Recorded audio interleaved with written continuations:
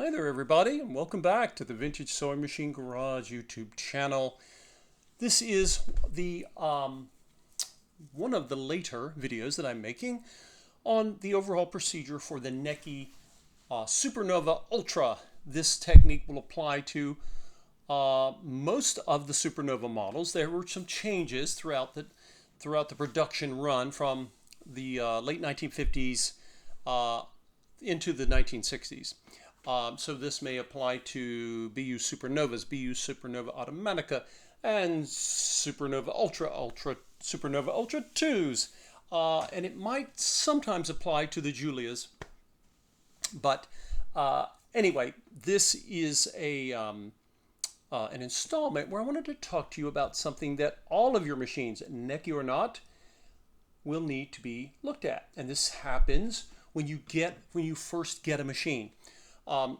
When you get a vintage machine, when you get the user manual, it will talk to you about normal oiling, and pretty much they typically guide you well, because when you have a machine that is in great condition, you use it, it's been overhauled, or maybe you've just taken great care of it. Oiling the machine and maintaining it, cleaning it is something that typically is, there's not that much to it. You simply follow the manual. Well, of course, as you all know, I rescue machines. I just am driven to do this because there are people who will give up on them, and they will either send them to a recycler or into the landfill. And it just really, and I know many of you you think, how could people do this? But people don't know, or maybe they're not that interested. So what am I going to do? I am going to clean today. We're going to clean and lubricate one of the most important parts of your machine, and that is the shuttle hook, which I have right here. And you don't have to have a Necchi to recognize this. This is a Class 15 shuttle hook. It is a very common design. Many brands used it. It was invented originally by the Singer Company. And this, of course, is the bobbin case. Now, I'm going to show you how to clean and oil these. And basically, there's not that much to it. And you might think, well, I didn't know I was supposed to oil this. Remember, these parts have gone a long time without regular use. Now, the owner has been using the machine, and I was telling the owner how incredibly fortunate they were to get a machine in this condition. However, machines, whether they are aesthetically beautiful or if they're a basket case and, crappy paint and grease everywhere, they still need to be cleaned and woken up. So, and that's what the owners have me do with this machine. So, normally I use, as I've mentioned before, you can use generic cotton swabs. However, for this mission, I am using Q-tips, Precision Tip. These are the fancy Q-tips. They're not a sponsor. They have no idea who I am. But I like these because they shed less. All of them shed, but these shed less. And that matters when you're working with very intricate parts. I don't want any cotton fibers to get into the bobbin case or even the hook. So let's start with the hook first. The hook is just it doesn't look like much, but it's actually a beautifully fabricated part. And when it is installed, you normally see the hook. When you take your bobbin case out, you'll see something like that, right? And it sits, here's your shuttle. Well, I'll show you in a moment. But the hook is normally, as long as it hasn't been damaged by a needle or it doesn't have any burrs on it, I don't feel any on here, you basically just want to make sure it's clean. So I'm going to go around, okay? First I'm going to go on the inside, and it looks kind of like a spaceship or something. It's kind of strange. And what did you see come off there? It's just old oil, right? A little dirt, mostly just old oxidized oil. Maybe it's never been cleaned. And the inside, why do I do this? The main reason I do this is that I don't want oil on the inside because it's a magnet for lint. And we have enough issues trying to keep lint cleaned out of our sewing machines. So once I've dirtied both ends of that, I'll just get another clean cotton swab. This is the Q-tip brand. But anyway, so I'm going to come in here, make sure there's nothing that's been, again, threads and lints. If they're in here, it's usually because oil got in here. Now, notice that I'm going to go ahead and take, again, I have this cotton swab is wet with 99% isopropyl alcohol. I'm just going to come around the edge there, that rim. You can see, you know, a little bit of filth that came off there. If I hold the cotton swab up closely, maybe you'll see that. Now, this side is even more important because this rim is what is going to ride on the race, and it's going to move. It's going to oscillate back and forth. So we need to make sure that this is clean. If it's not, it's going to drag. Now, you might still be able to sew with it. It's amazing what a machine can do even when it's been neglected. But is that how you want your machine to work? No. You want your machine to last and to be happy, so you'll be happy. So there we go. I mean, look how quick that was. I just basically cleaned it. You inspect it. You can even use a flashlight if your light's not great. This one looks fine.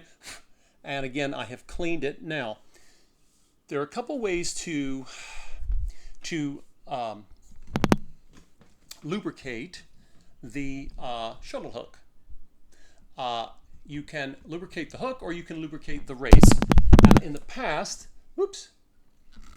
I have lubricated the race itself, and now I've decided I'm just going to lubricate the hook itself. It's actually a little simpler. But before we do that, let's not forget, equally important, of course, is your bobbin case. So, what am I going to do here? Basically, I'm going to do the same thing, okay?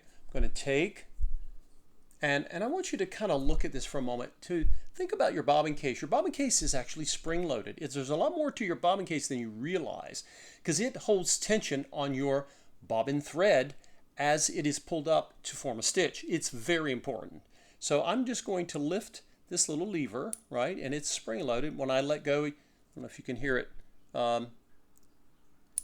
there's a little snap, and that's a good thing. You want that. If it's loose and flopping around, it's either broken or probably time for a replacement. It is amazing to me how long they last. This one feels great. There's nothing, doesn't appear to be anything wrong with it.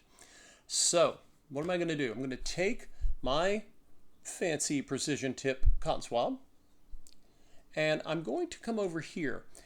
By the way, when this piece is lifted, when the flap is lifted, watch this end. Watch this end right here.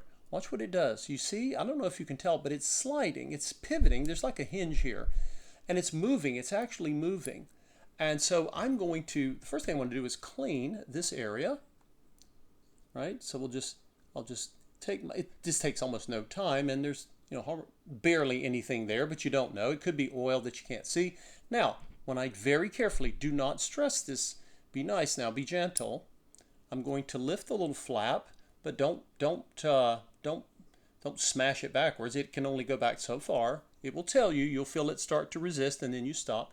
I'm going to come over here on this side, and I'm going to take my cotton swab. I'm going to come over here and do that. Now let's look on the inside. When I have the flap under my thumb here.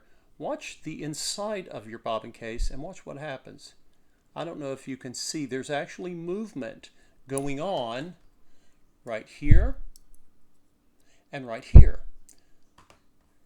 And the main reason to mention this is you want to make sure that the inside of your bobbin case does not have old oil, old grease, old gunk. And if you're not sure, you just wet the cotton swab, and just, again, this one, I'm just going to go around like this, right?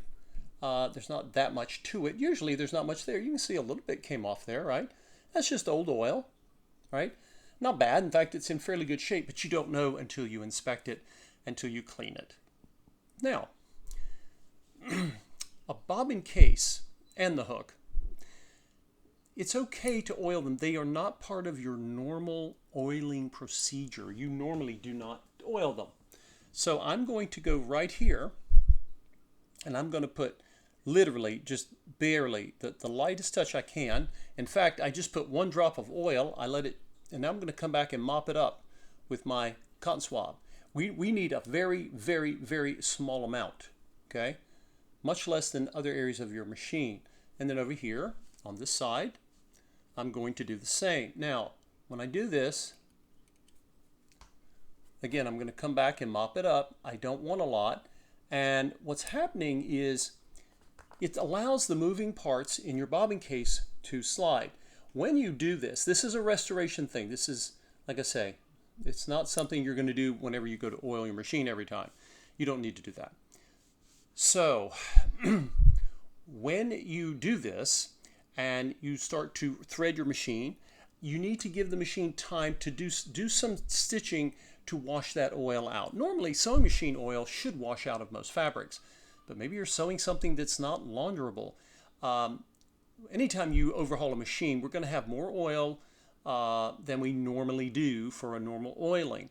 So if you want to avoid that in your fabrics, just make sure that you do what I did. You use a very tiny amount of oil, and then you mop it up with those cotton swabs. And again, the first time you do some stitching, some fabric, you may see a little bit of oil. In fact, you often will see some oil come down the that giant needle bar that I showed in an earlier video where I was lubricating that. That's just part of, it's like you're priming a machine that's been asleep for a long time. So don't expect to just go sewing your finest fabrics the moment that you've done that. Take some fabric scraps and just let the machine, finish waking up and doing its thing. So there you go. In the next video, I will show you all how I lubricate the shuttle hook, and then we will put both the hook and the bobbin case back into the machine. Thank you all for watching, and thank you all for considering donating to this channel. Your support has been amazing, and I am keeping the channel commercial free, and in order to do that, your donations are certainly helpful because it allows me to go and rescue more machines and find new homes for them. Thank you again, and we will see you in the next installment.